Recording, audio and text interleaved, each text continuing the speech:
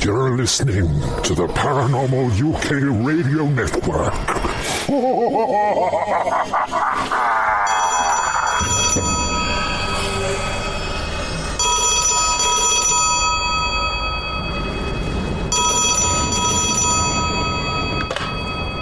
Hello? Is that the famous astronomer, Sir Patrick Moore? It is, very much so. Any news on the space front? Quite so. Elon Musk has just designed and developed 5 gigantic, state-of-the-art rocket ships.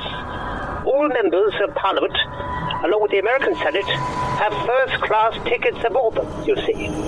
They're told they're going to the moon. Told? Where exactly are they going, Sir Patrick? The new anomaly discovered recently astronomically. A huge black hole.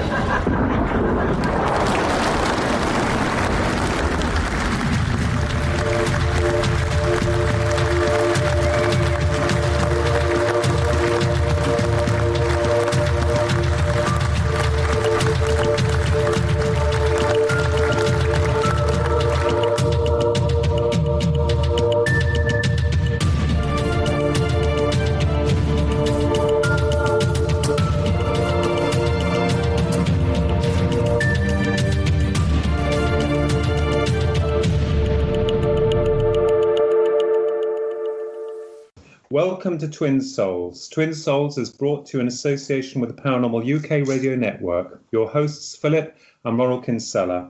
Now, tonight is a man who needs no introduction, ladies and gentlemen, at all. He is none other than Philip Mantle, also known as UFO royalty. Now, Philip Mantle is one of the world's top ufologists, being an author, lecturer, publisher of Flying Disc Press, and researcher. He has won many awards for his work and has appeared on national and international TV, along with radio. He has also covered famous UFO cases, most notably the Pascagoula incident and the famous anal autopsy. Well, Philip, it's a pleasure to have you on our show. How are you? Yeah, the pleasure's all mine, gentlemen. I'm fine, thank you. Yeah, and you know, it's amazing because we know that you've just released a new book, re-released as it were, Without Consent, a comprehensive survey of missing time and abduction phenomena in the UK, revised edition 2020. And, you know, I remembered reading this book, Philip, back in 1994 when I got a copy from the hard copy from Ringpool Press. And I want to ask a question, Philip. I mean, first of all, tell our listeners how you got involved with this subject matter. What was it that drew you into this, into the UFO phenomena? Yeah. I mean, you know, I was always interested as a teenager, gentlemen, in all things paranormal. Looking back, I say it's my late mother's fault. I mean, my mother was originally from Northern Ireland, and when she was a youngster, they lived in a very rural part of the country. Just to give you some idea, she had to walk 5 miles to school on a morning and 5 miles back. That's probably why she didn't go very often, you know. But they lived on a small holding. I've sometimes called it a farm, but, you know, it wasn't anything grand by any stretch of the imagination. And she told me the story when she used to go and play down by the stream on the farm, that one day she met a fairy, a little female fairy, you know, with the pretty clothes and the wings. And she conversed with this fairy, and the fairy gave her a little bottle to drink out of and said, you know, if you drink this, you'll never have an accident in your life.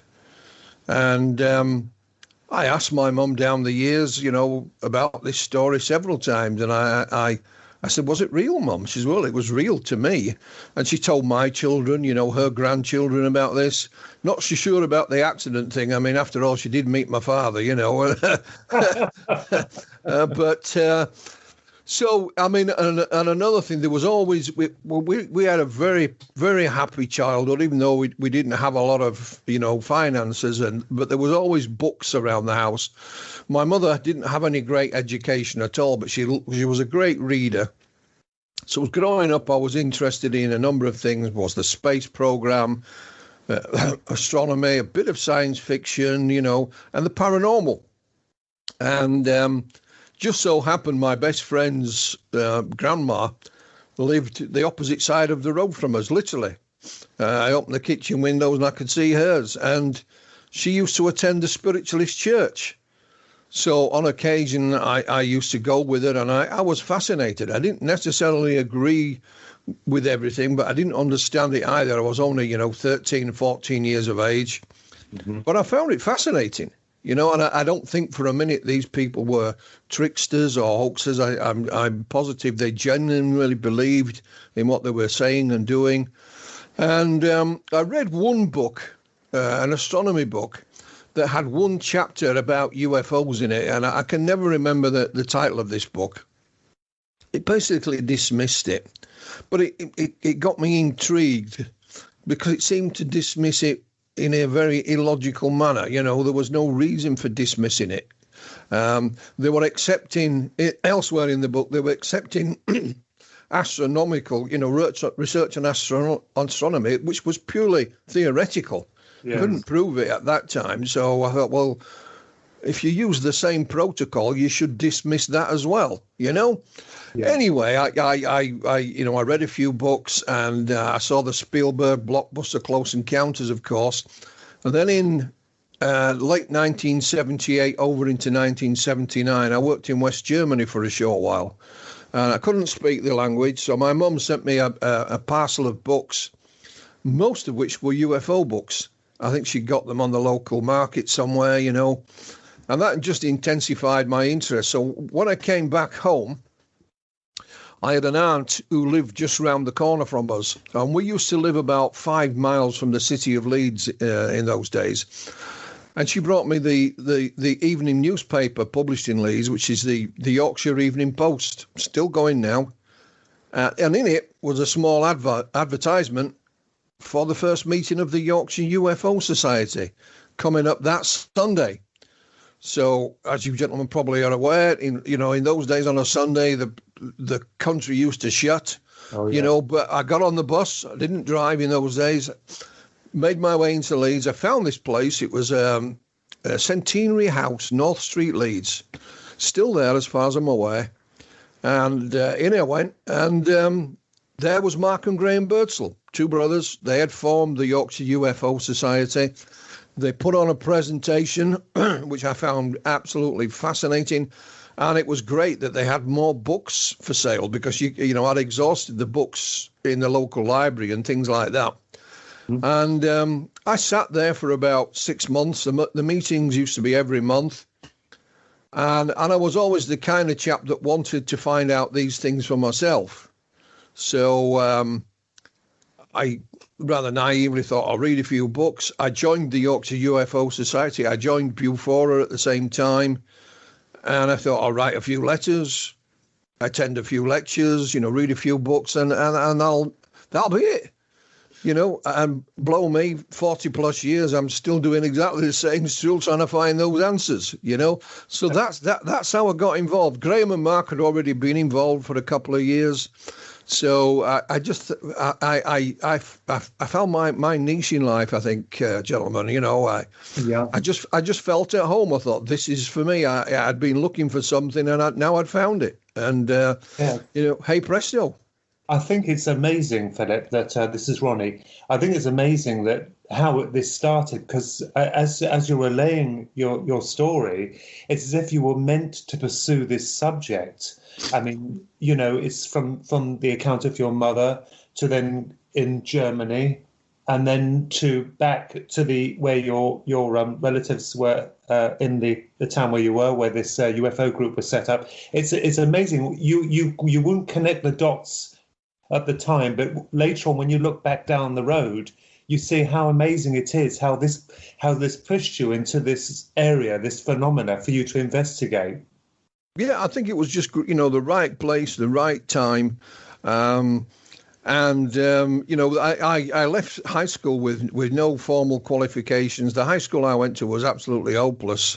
And, I bumbled from one job to another. When I came back from Germany, I got a job in a factory and I felt settled there. I spent 21 years there until I took ill.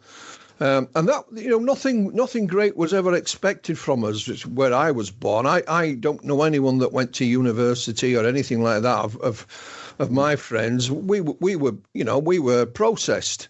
And nothing wrong with this. This is the way of the world. We can't all be doctors, but my father worked down the coal mine all his life. So we were expected to either go work in the coal mine or the local mill or the factory. I ended up in the factory. But of course, I had an escape mechanism, and my escape mechanism was, ufology. Yes. I used to work night shifts and I hated them, but I came up with some of my best ideas, and while I was working nights. Yeah. Well, it's got to be said, Philip. Your output, your interest within UFO phenomena has kind of like led a new dimension into your life, and also helped out with many other people. And like yourself, a lot of people are trying to find the answers to what the phenomenon actually represents. And what is wonderful is that I know that you've written quite a number of books. I know that you've been heavily involved with the Pascagoula event concerning Calvin Parker and the late Charles Hickson, and also with the alien autopsy, which you're very famous also within that field of investigations, which is very controversial. But what is interesting is that in your newly released book, Without Consent, you actually take this hypothesis of the abduction to another level. It's almost as if we're all trying to find out what it is we're dealing with. And I know that you're an author, researcher, investigator who is a black and white guy, very down to earth. So what's your take, Philip, on this whole dimension of the abduction hypothesis? Well, one of the things right from the outset we tried to do with the book was to counter the claims of the debunkers. Mm-hmm. Because the debunkers would have you believe that the people who had these experiences were, hillbillies living in the mountains of wherever, lived in the middle of nowhere, drinking the local moonshine and that kind of thing, which is nothing is further from the truth. The Alien Abduction Club as well is the only club that no one wants to join. It really is. So the emphasis was on not necessarily, although it's an important part of the book to recount what the various witnesses had undergone, but was to give you some idea about the individuals themselves. And, rather than go into it in depth, like, this is Mrs. Smith, she worked in the bakery, she'd 5 kids, she liked to go shopping on a Friday and she used to play bingo. No, it was to emphasize that these were just everyday, ordinary people, just like you and me. You could have a room full of people and say, pick out one of these people is an abductee, point them out, and you wouldn't be able to do it. They didn't stand out in a crowd. They were just about their everyday life when these things happened. And the vast majority of those involved had no idea or a little idea as possible about the UFO subject. Certainly weren't interested in it anyway. And these encounters happened. And, they looked for an answer. So, it's difficult sometimes when you're on the outside looking in, and I'm not always convinced it's the right way to go about it. Most of the ideas and theories, or whatever you want to call it, about this phenomena has been drawn up by UFO researchers without the involvement of the witnesses themselves. Yes. It's almost as if, well, what's it got to do with you? Which and there are claims, it's valid in some respects, that the researchers themselves already have an idea of what is the nature and origin of the phenomena, and they will cherry pick the evidence to try and fit it, or will try and either consciously or sometimes, knowingly, try and lead the witness down the path to support their own hypotheses, which, again, you'll see that in the book. Nothing could be further than truth as far as myself and Cal were concerned. We leave it open-ended. But what we do say is that these people do have a very real, experiences that, at the moment, we can't explain conventionally. It's as simple as that. I mean, I remember not that many years ago, put forward that sleep paralysis was the answer to the alien abductions. And whoever put that forward claimed that all abduction accounts took place while they were in bed, which, of course, it doesn't. No. And we all suffer from sleep paralysis every night. It's the thing that stops us rolling out of bed. It's from us, from our descendants when we were living in the trees, so we didn't fall out. How does a monkey not fall out of a tree when it's asleep at night? It's because it has sleep paralysis. But not all of these encounters happen while somebody's in bed. There's a number of them, of course, while they've actually been driving. So if sleep paralysis struck them at that time, surely they'd crash the car because they aren't able to move. The operative word is paralysis. And I don't know of anyone who said, I crashed the car because I was paralysed and I thought I was being abducted. No, it doesn't work like that. And of course, there are cases where there's more than one individual involved. The case at Aveley in Essex with John, his wife Sue, and their children, and others. It's really interesting, Philip, because in terms of the phenomena, I think that you're absolutely correct. I think it's really important for us to be open to any form of speculation, and it is just speculation at the end of the day. No one can tell you what the phenomena is because it seems to operate on a high level of strangeness, which most researchers understand. But also you have accounts where you can have 3 people and only 2 people see the UFO. Mm-hmm. And I also understand that the phenomena, your book, Without Consent, I must say, first of all, the listeners need to go out and buy a copy of this. Is really very interesting because I believe it's one of the early books on talking about abductions in the UK. Yeah, and it's also full of illustrations and photographs. I mean, this is a beautiful book. It really is, and it's quite beautifully formatted as well. Well, that's one of the reasons why I did it now, because, there's renewed interest in the subject. We continue to have new people hopefully come in, to research the subject. So they're looking to add information to their library. So there's cases that, I didn't stop researching this phenomenon once the book was published. I carried on. And what is interesting when you do a book like this, I mean, one of the reasons, again, why we stuck with British cases was because a lot of them, I could go and interview them in person because it was written that before the days of the internet, and I did. I literally, Carl did as well, but I did more of the interviewing simply because I was available. And I went from one end of the country to the other, from Scotland to Wales. The only place I didn't go was to Northern Ireland, and that was only because I couldn't find anyone to interview. If there had been someone there, I would have gone. And I'm glad I did, because there's nothing like sitting down with the individuals in question and speaking to them face to face. And a lot of them were grateful of that as well. And one of the things we did, for example, guys, was, and we touched on it vaguely, but after the book was published, I thought, somebody been asking me that very same question. What lies behind the subject? And so what I did, I asked the abductees. I asked a small number of them, you've had this experience. What do you think happened to you? Some had no doubt that this was aliens from wherever. Some felt it was some kind of spiritual experience, and others said, "Well, I just haven't got a clue, Philip. I hope you could tell me." So even the the abductees themselves weren't sure what lay behind it, and it affected individuals differently.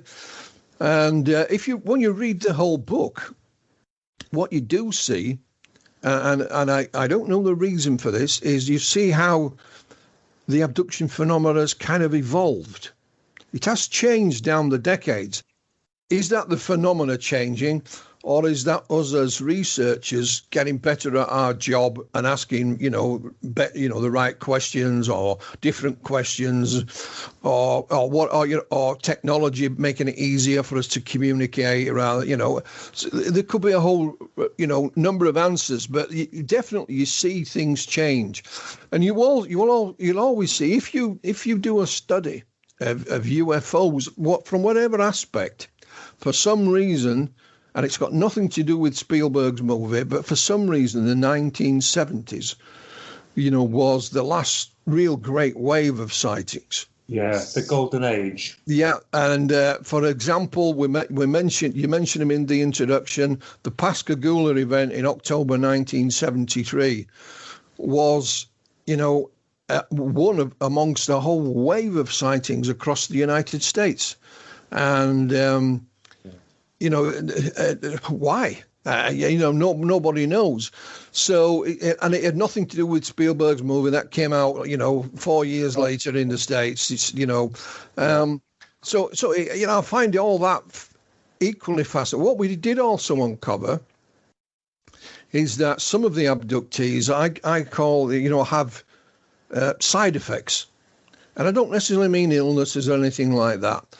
They, as a direct result of their encounter, became either interested in what we call environmental issues, or they would have artistic abilities that they were either enhanced or they just simply didn't have before.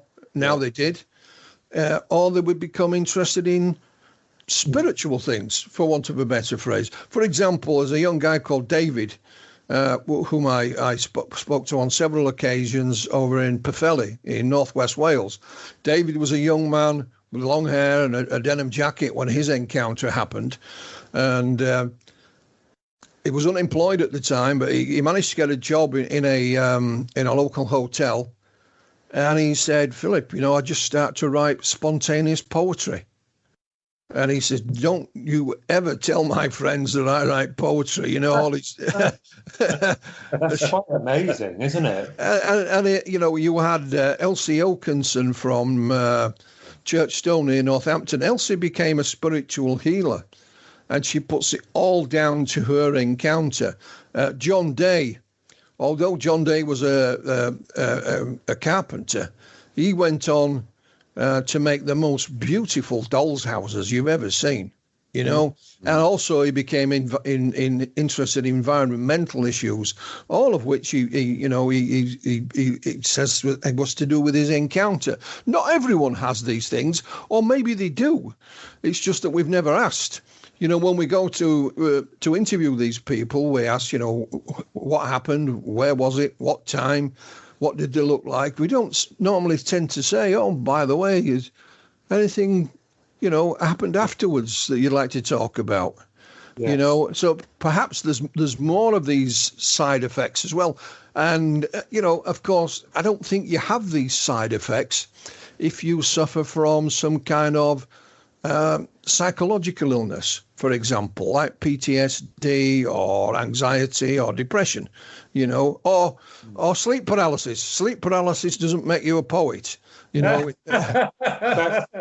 like you said, Philip, and this is interesting because that's a very valid point. And as you said, you've addressed this. You also addressed something that I was very interested to hear. I've never heard this before.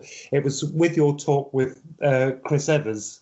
And you were discussing about the UFO phenomena where people, as you said, cherry pick or they tailor make an incident to suit what they feel it was. And you've changed that. You've come up trumps in actually questioning the person who's had the abduction or the encounter. But what you said was very true. You said people also, not only do they blame sleep paralysis, they also blame, the first thing they used to ask, were you drinking? Are you drunk? And you said quite rightly, which astonished me, we have been stone drunk. I have been stone drunk.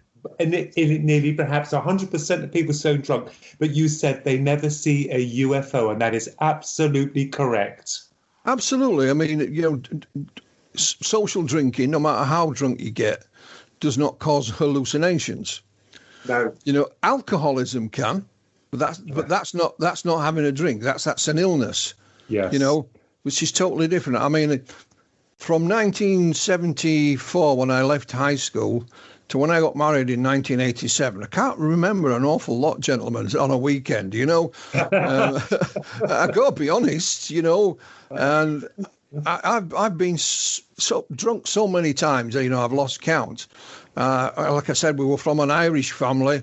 My dad, being a coal miner, he liked a beer on a Saturday night down at the local working men's. He didn't drink a lot, but at Christmas, the house used to leave the foundations because it was an Irish Christmas, Yeah.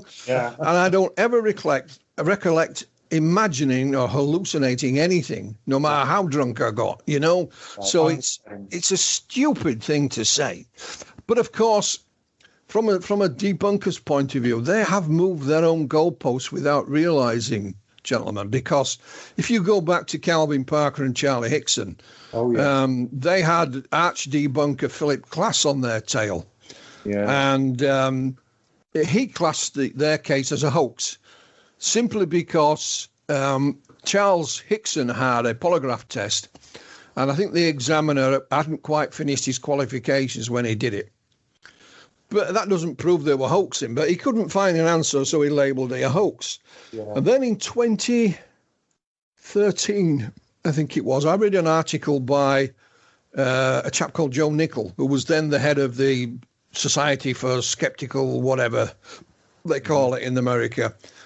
And he was, again, the article was about Calvin Parker and Charlie Hickson, but he now wasn't labelling it a hoax. He said that both gentlemen had suffered from a psychological phenomenon known as filet d'eau. I probably pronounced it totally wrong, but basically what that is one guy will have an hallucination that he believes is real, and he will force his hallucination on someone else until they believe it. So they both share it. But this takes you can't do it in an hour. This takes a passage of time. Well, of course, that didn't happen with Charlie and Calvin. Calvin only went to work with Charlie the day before. So Calvin says he got hired, fired, and abducted all on the same day. I think, Philip, that with regards to all of the amazing work that you have done, and it is the truth. I mean, I know that you shy away from that, but literally I've known and heard that you are the godfather of ufology and also the UFO royalty. But one of the things that was amazing was that you had reignited that case of Pascagoula, because without you getting involved in that would have disappeared into the distance, I believe. And it also gives every single ufologist or researcher the hope, the understanding that we are dealing with a very real phenomenon, that i.e. UFOs are real and there is some form of alien interaction that we don't yet understand. But you reignited that case, and I know that you are very firm friends with Calvin Parker because he always sings your praises, as we all do. So tell us, Philip, what was it that got you absolutely hooked into the Pascagoula case? How did you go about reigniting that? I thank you for those comments, gents. I mean, I read about it in a magazine back in the early 80s. And during the 90s, I was a conference organizer for Bufora. And we wanted to try and get Charlie Hickson over, but we couldn't find him. We couldn't, get a contact for him. Mm-hmm. So when I started flying this press, I noticed at some point that I didn't actually have a copy of Charlie Hickson's book. He published a book in 1983, I think it was. with a chap called William Mendes. So I looked online, and they were selling hardbacks for about $100. You know, it was long out of print. I thought, well, that's daylight robbery. Yeah. So I found out who had the copyright, and I did a deal with them to publish Charlie Hickson's book. Yeah. Which I did. But I thought, wouldn't it be nice if, I know Hickson was dead, but I thought, wouldn't it be nice if I could find Calvin and just get and interview him to bring things up to date? So I set off trying to find him. I believe it or not, I'm not going to mention any names, but there's a well-known UFO group who had a representative in Mississippi. I thought, well, that seemed for me to be the obvious place to start. So I asked them if they knew where I might be able to find Calvin Parker. They'd never heard of it. Mm. They had never actually heard of the case. They sent me some web links, which I got to just find by doing my own Google search, you know. And I thought, oh my God! So it took me about 3 months, and I was given his email address. And I emailed him, got his phone, it worked, got his phone. I phoned Calvin. It took me a couple of times to get hold of him because of the time difference between here and the States. And he was very polite to begin with, you know, but he was, you know, not exactly jumping over hurdles to cooperate, you know. But unbeknown to me, what had happened is not that long before I got in touch with him, Calvin and his wife, Waynette, had been to a friend's funeral. And on the way out, I don't know if it was a book of condolence or something like that, but Calvin signed it. And the people behind him, when they read his name, they were sort of going, wink, wink, nudge, nudge, you know. Is that the fella, you know? Wow. So Waynette said, well, Calvin thought, first of all, that was very disrespectful for his friend that had died. You know, this was his funeral. So Waynette said, look, why don't you write a book, and then everybody can read about what's happened. You know, they'll know the story then. So he kind of agreed with her, but he was only trying to placate her and, you know, put her off. And then I appeared on the scene, and he made the mistake of saying, well, I've been thinking about writing my own book. He thought by saying that he would get rid of me as well. So he had Wayne on one side and me on the other. And I said, look, I'm just a one-man band. You know, that is just me. I'll send you a copy of a contract, you know, and all I can guarantee is that whatever you write, I'll publish. I won't change anything, because he was worried about people changing his story and editing it and things like that. I said, I won't publish anything without your say so. You have the final say. And he even insisted that I didn't alter the diction and some of the typos and things. He said, I want people to know not just what happened to me, but me as well. Me, the man, me, Calvin Parker. So we reached an agreement. We put the book together. Calvin wrote it. People think I wrote it. I didn't write it. Calvin wrote it. What we did is Calvin would write so much, I'd read it, and then I would ask him questions and say, can you expand on this? I'm not sure. That's not clear. Tell me more about that. And eventually the book was done. And unbeknown to me, you know, I asked the question, you know, have you got any photos and documents? And of course he hadn't. Everything, he didn't have much anyway. But what he had got washed away in Hurricane Katrina. His house was under, I think, 12, 15 foot of water, you know. So my job was to set about, you know, acquiring the documents, the newspaper cuttings, photographs, and so on, which I did. And the book became a bestseller. Yes. But what happened, and this is for any UFO researcher investigating any case, is to stick at it. Because Calvin did some local media. He's gone on to do national and international media as well. But a lot of it was local. And it's then when he did the local TV and newspapers, the people started coming forward and saying, well, actually, I saw that in 1973 as well. And with the help of Dr. Irena Scott and Douglas Wilson of MUFON, we managed to interview all these people, find out Calvin has had an interesting life outside of the UFO events. So we managed to find out all kinds of things. And every time I talk to him, he tells me a different story that he's never told me before, And we found out, for example, that he went under hypnosis with Bud Hopkins in 1993. Why? Because he'd had another missing time encounter. Yeah. So that was explored in his second book. And not only that, I started asking the questions. I went round the UFO researchers and the organisation, said, have you got any files on Pascagoula? Now, Calvin and Charlie will tell you, or Calvin only now can tell you, when the incident happened, they're fishing on the river, the blue lights appear from behind them, they turn around, there's this object there, these very strange looking humanoid creatures come out and grab them. Calvin was terrified, and he said he felt a prick in his arm, and he instantly was calmed down. Same thing happened when they were coming out of the craft. Yes. Now I got sent a file by the Centre for UFO Studies. It's a PDF file. It's mainly newspaper cuttings, but there's a one-page document in it that is typewritten. So it's written on an old typewriter, and you can tell why, because the date has been gone over. So it's dated the 12th of October, which is the day after. And it's the details of both men being given a physical, a medical exam. And the document said that they found, in inverted commas, puncture wounds on both men. Yes, that is. And I thought, you gotta be kidding, And Calvin had never seen this document, had no idea it ever existed. So that kind of confirms to some degree, what they were saying. Yeah.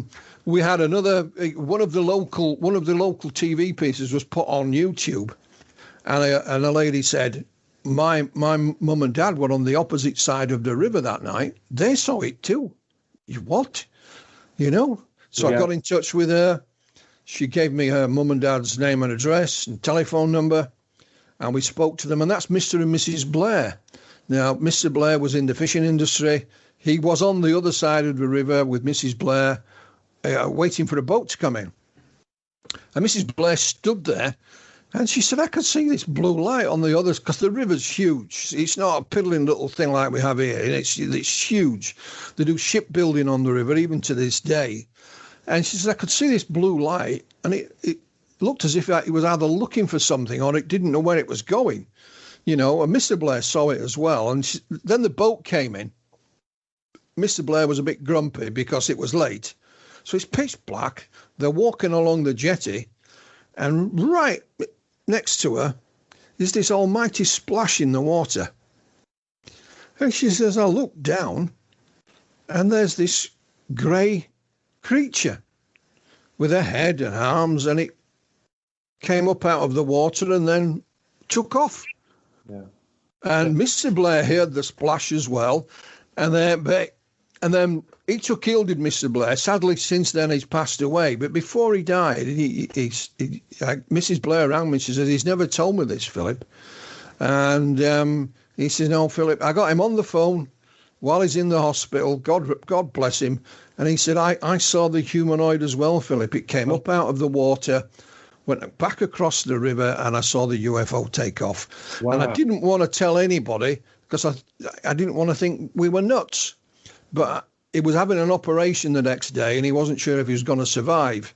So it was almost like a deathbed confession, And then we had another gentleman step forward at a book signing that Calvin was doing, and he bought a book, and he just said, "Oh, I saw that thing," and walked away.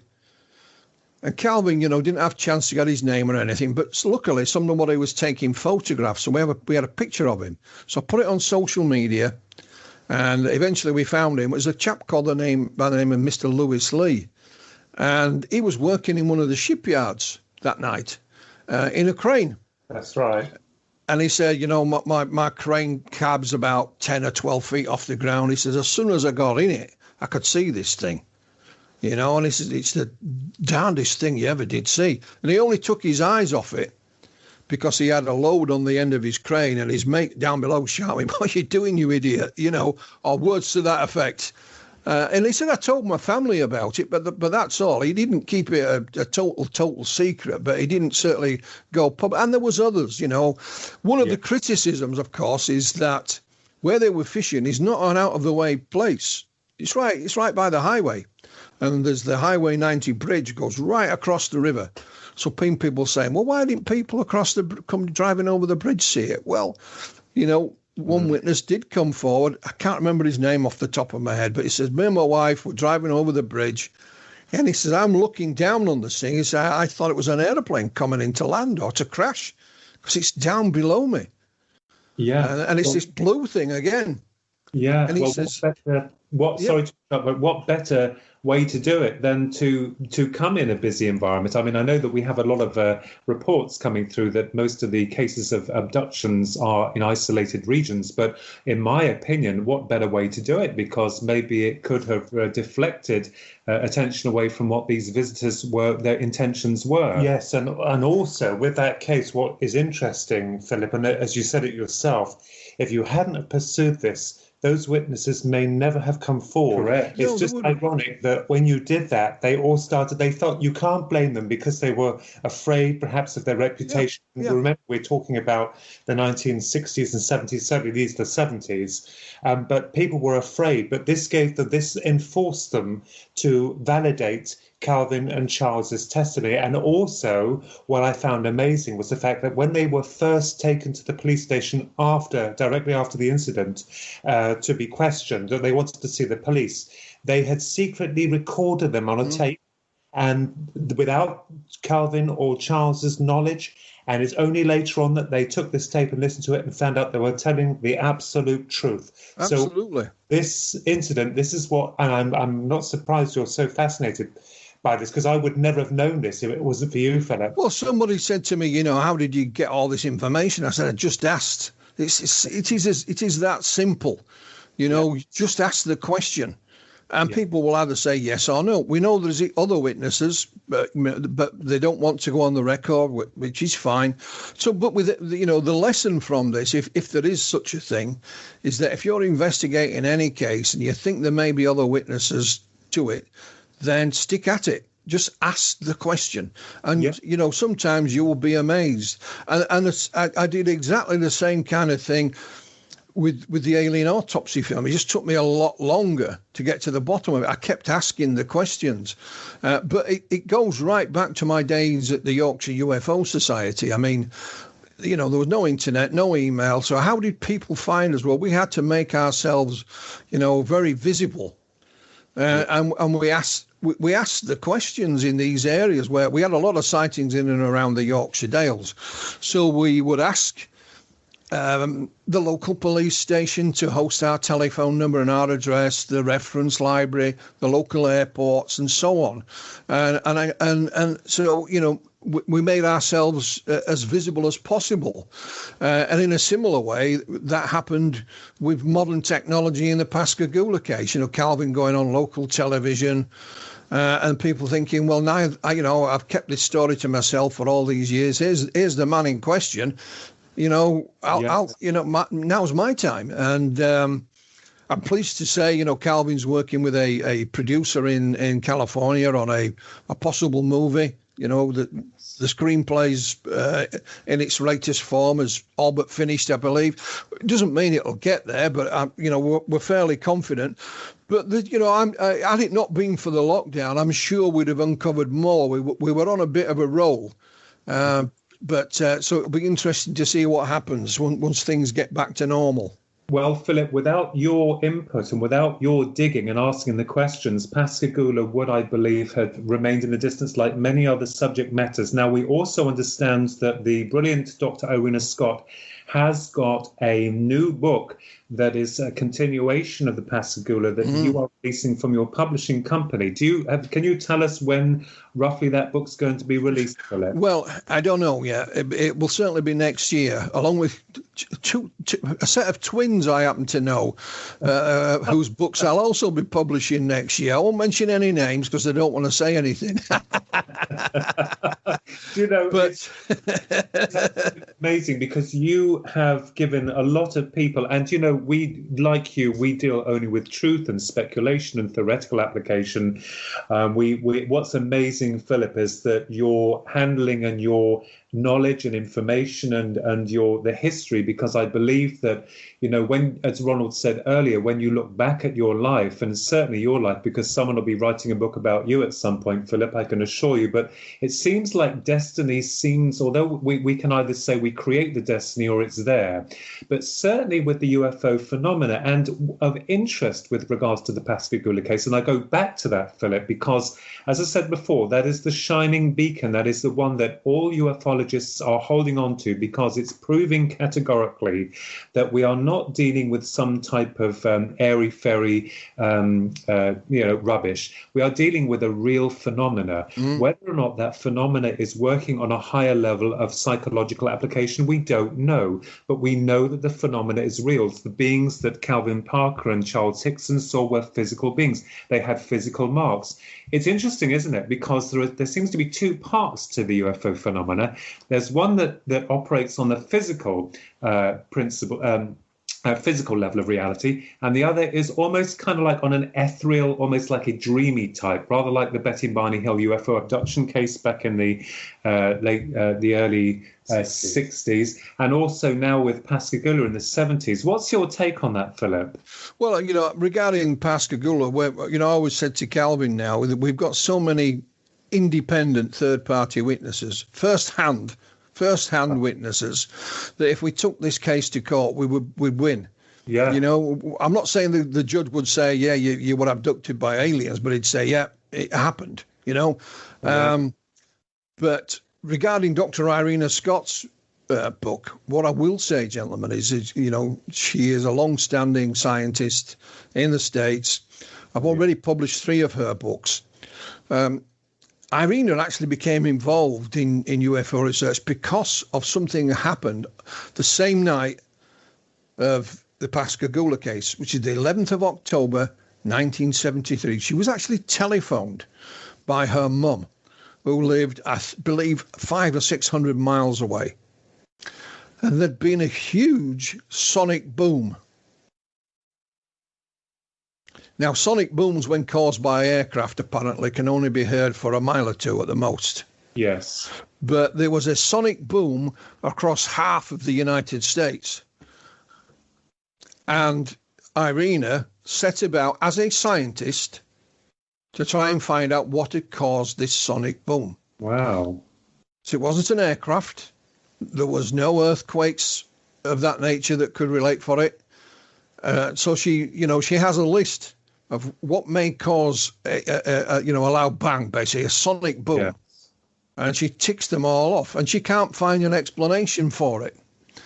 And so she has speculated that could it have been a UFO? And was that the UFO that entered the Earth's atmosphere that night that caused the sonic boom? And of course, it's then, gone back to where it came from. Hence, you can't find it. She even got information on the spy plane, the American spy plane, because that could fly, I think, at twice the speed of sound. And one of the pilots said, when you're at 72,000 feet flying at twice the speed of sound, you don't actually hear much because the atmosphere is so thin that, you need an atmosphere to have the sonic boom. Noise has to travel within an atmosphere. Yeah. So that's why there's, going back with the film Aliens in space, no one can hear you scream. No. Yeah.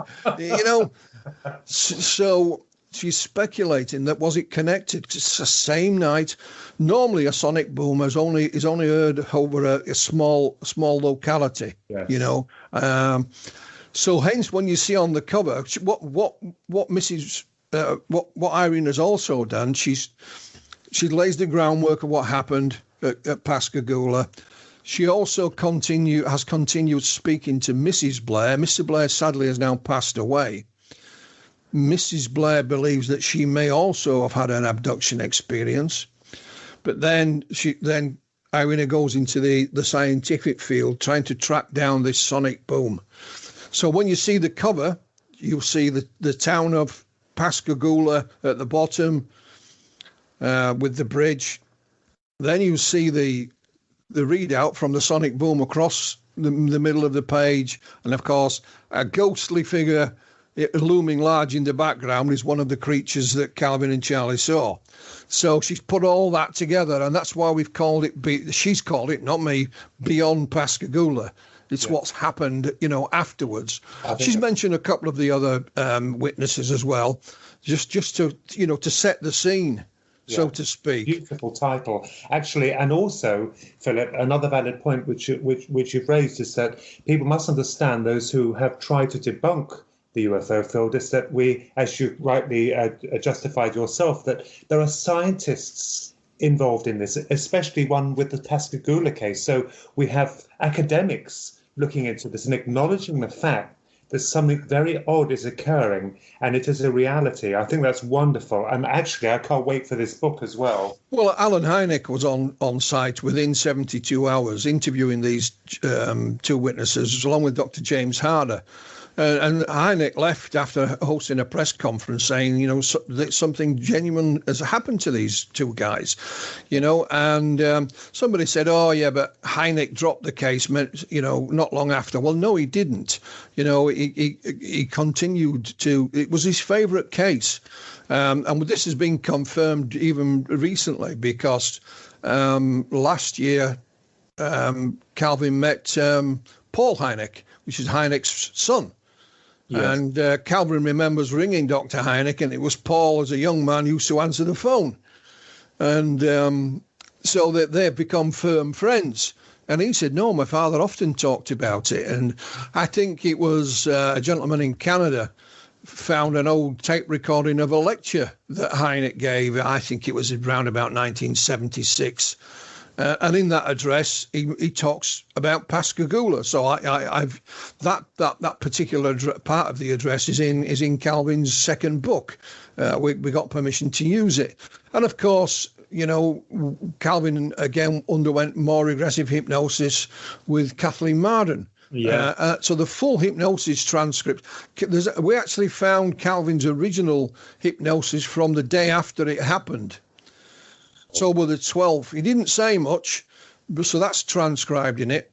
He had two sessions with, he had a hypnosis session with Bud Hopkins in 1993. That's in the book.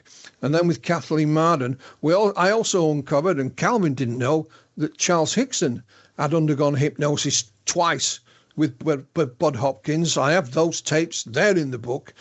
And, whether you agree with the use of hypnosis or not, the information is all there to make up your own mind. And when I got the first tape of Calvin being under regression with Bud Hopkins, I'm sat here with the tape. I had to buy a tape recorder to play it on. I mean, I didn't have one, with the headphones. So I think in Yorkshire. I'm a Yorkshireman born and bred. So you've got Calvin under hypnosis with his Mississippi accent. Then you've got Bud Hopkins with his New York accent. And there were some of the things I had no idea what they were talking about, And no matter how many times I went backwards and forwards on the tape, I had to give in the end and send Calvin an email and say, what is this? I have no idea. But we got there in the end. So it's all fascinating. It is. We found out, for example, that in 1976, a TV company called RAI, R-A-I, in Italy, made a 2-part TV movie called Extra, and it's about the Pascagoula case. And I have a copy of it here on DVD. Can't understand a word of it, of course, but it's there. Who knew that? And also the other amazing thing, and this is incredible. I mean, it within the UFO phenomena, within the connections of people, researchers and experiencers, it's incredible. It's like a soup where it all comes together. I mean, you've got Calvin Parker, who also met Major Jesse Marcel. Senior, yes. Senior, and was told by him that that Marcel had a fragment from the Roswell crash hidden somewhere. Course, and it just is amazing. It all that seems to tie it up. all seems to tie up. I will say as well that I think we've missed a point, is that they've done a beautiful documentary which is available on DVD about the Pascagoula event, and which I found very haunting. I mean, we saw that at the conference, didn't we, Philip? Last year, we were privileged to see it first. This documentary on Calvin, on the Pascagoula event last year, and there was a piece in there, an extract of Calvin's narrative speaking about this incident, and that actually gave me goosebumps. It actually opened my eyes to the fact that it was more sinister than I had first imagined. Amazing documentary, this documentary that is out on DVD, isn't it, Philip? It is, yeah. I mean, we made that some time ago, and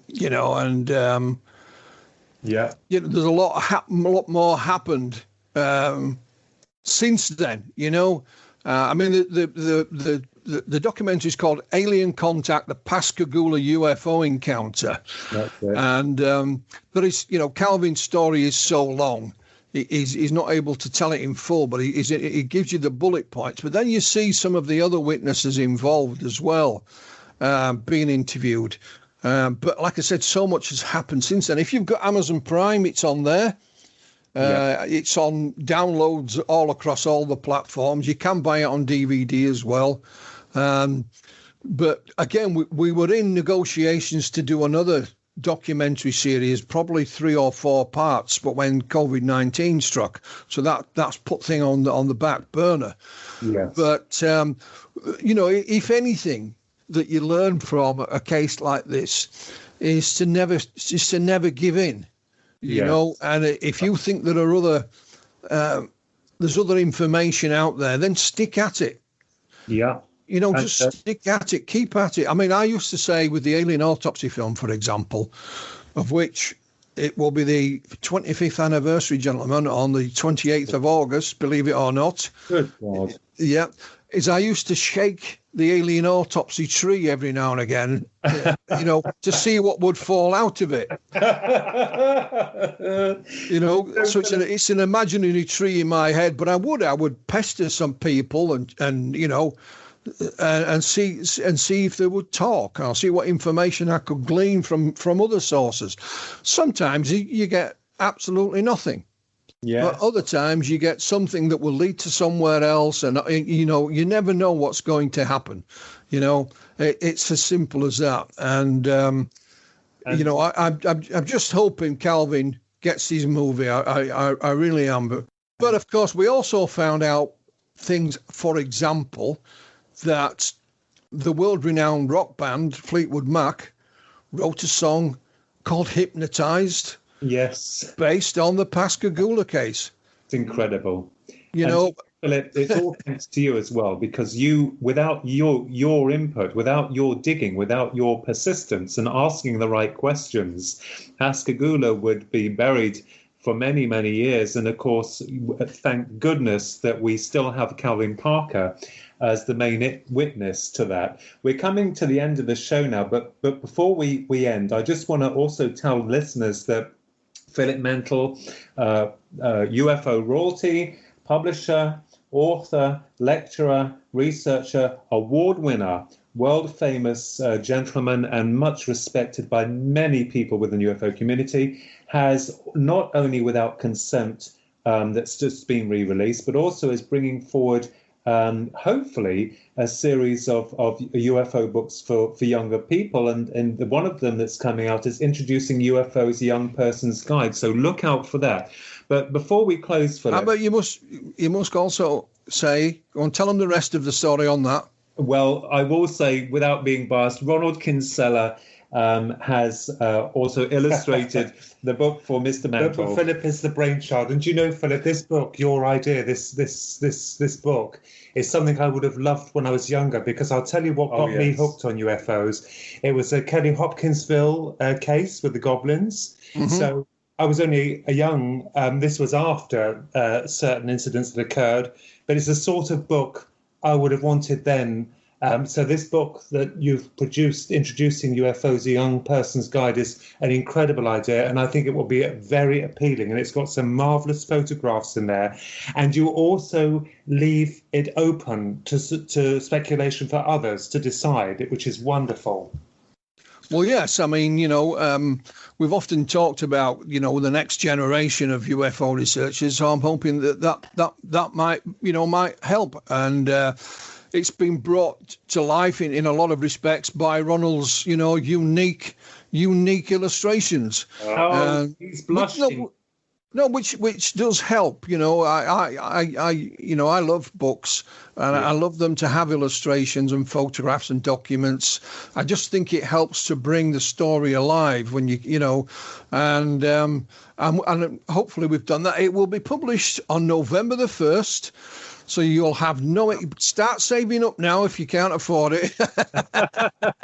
And Philip, without you, I mean, you've got your own publishing company, Flying Disc Press, and thank goodness for you, because you're bringing out some amazing titles from some amazing researchers and stuff that you won't normally find in your normal bookshop, on the shelves. Well, so I know time's running out, so we've got Without Consent that's out now. I also have Roswell Alien Autopsy, which is a revised edition, for the 25th anniversary.